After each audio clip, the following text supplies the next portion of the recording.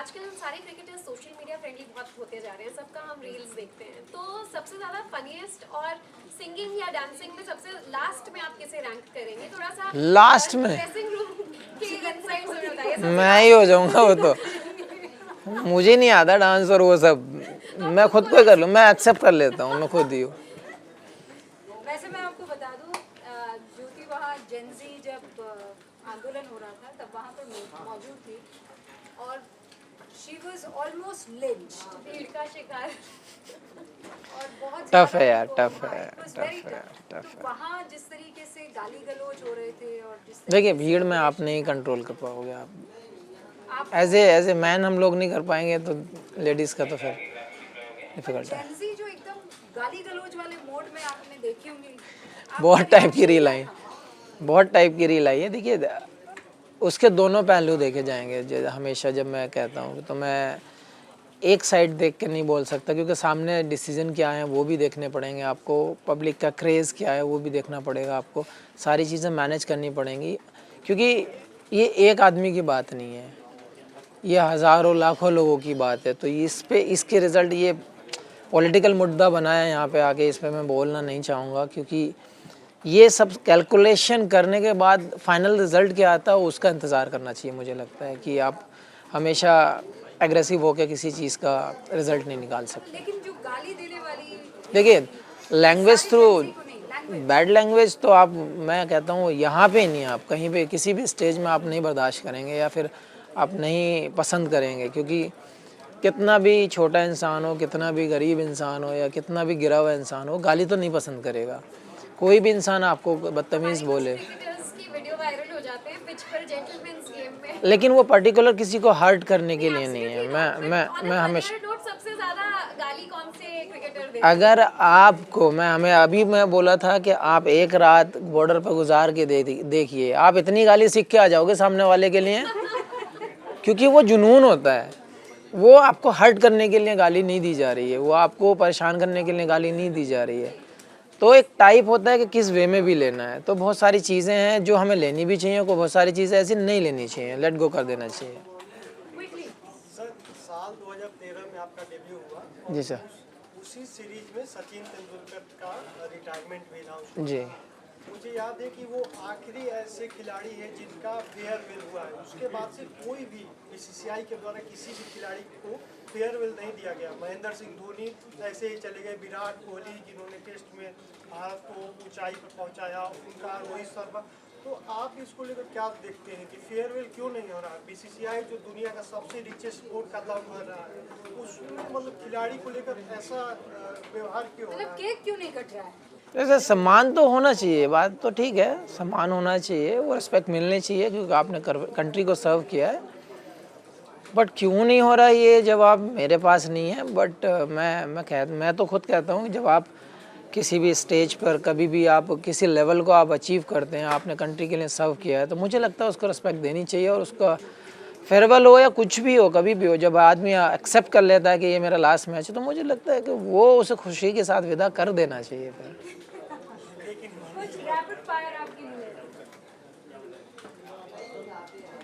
6 जनवरी 2013 स्थान दिल्ली, इसके बारे में क्या कहना चाहिए? बहुत ठंड थी, बहुत ठंड थी।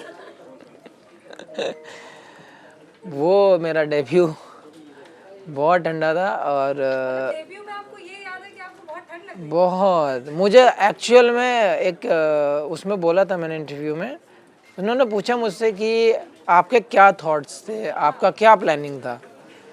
मुझे याद ही नहीं कि मुझे फर्स्ट मैच में मैंने क्या प्लानिंग किया था और क्या मेरा प्लान था। मुझे अब याद नहीं, तब का नहीं, ये अभी मुझे याद नहीं। लेकिन हाँ मुझे ये ज़रूर पता है क्योंकि मेरी तबीयत ख़राब हुई थी ठंड की वजह से। बेस्ट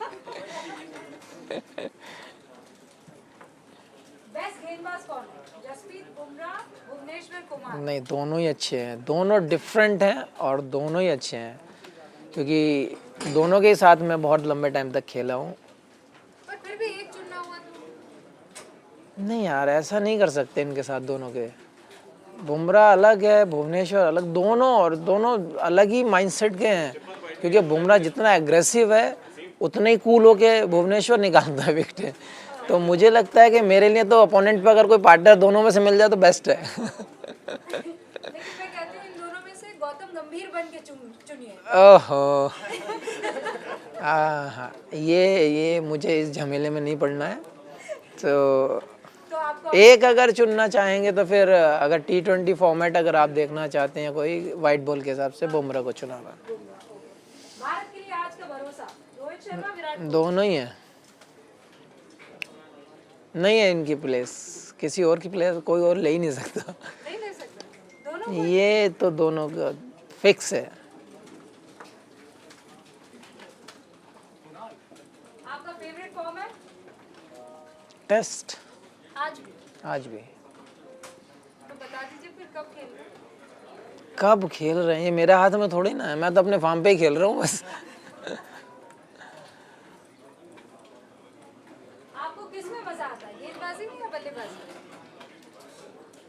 में? गेंदबाजी तो एक मतलब क्या कहते हैं, एक मेरा रूटीन सा बन गया है।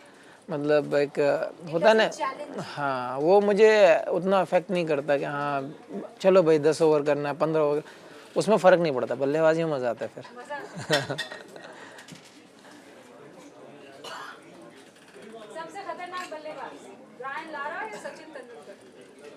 यार पिक्चर ऐसी ऐसी दी है ना, थोड़ा ऊपर नीचे तो देना चाहिए था ना। नहीं, दोनों है, नहीं छोड़ सकता मैं अपने वर्ड्स पे नहीं हट सकता।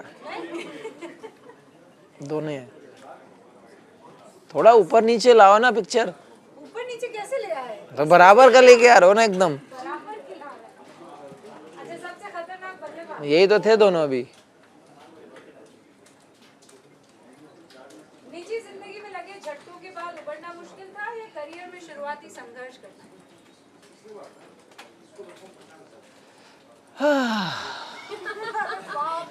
बाप रे, सोचना पड़ेगा। नहीं, शुरुआती मुश्किल ज़्यादा मुश्किल होती है। मुझे लगता है कि जब आप इस्टेब्लिश हो रहे होते हैं तो वो ज़्यादा मुश्किल होता है, क्योंकि उस टाइम पे आपको झटका लग के संभलने की आप में हिम्मत नहीं होती है, ना आपके पास पोटेंशियल होती है, ना आपके पास उतना बैकअप होता है चीज़ों का कि आप कुछ संभल पाएँ। लेकिन झटका लगकर संभल सकते हो जब आप इस्टेब्लिश होते हो। तो मुझे लगता है कि जब शुरुआती दौर होते हैं, जब आप स्टार्टिंग कर रहे होते हो, वो ज़्यादा मुश्किल होता है इस्टेब्लिश होना। बहुत बहुत शुक्रिया, शानदार सवाल जवाब का। बहुत एक बात तो है, आप अपने शब्द चबाते नहीं हैं।